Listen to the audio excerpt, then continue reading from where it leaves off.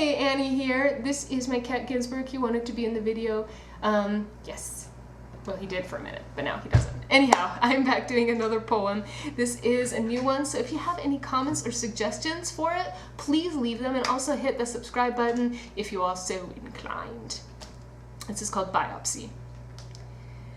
Digging in my flesh to root out the fibers making me sick seems like a less painful alternative to looking in the mirror, facing the truth, day in, day out, waiting to see some change, some difference, some health, and some hope.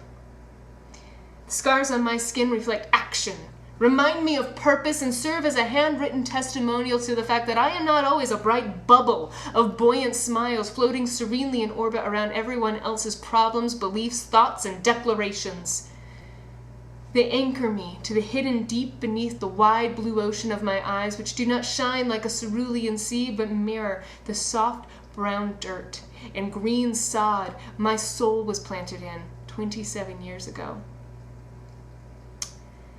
They trace a history back to when he was living in our rental basement, sleeping on box springs and cruising the internet for sad girls while she worked in stuffy offices and narrow shoes, and reminding me of the fact that he fucked us all up at that point.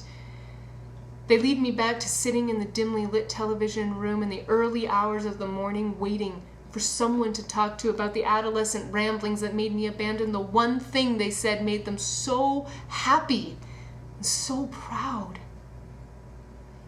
They map out how, even though he was a man and I was still a child, despite all of my bleeding and tender skin, he still compelled me to do, say, and write things I didn't want or understand, all under the pretense that because it was virtual, it wasn't really pedophilia.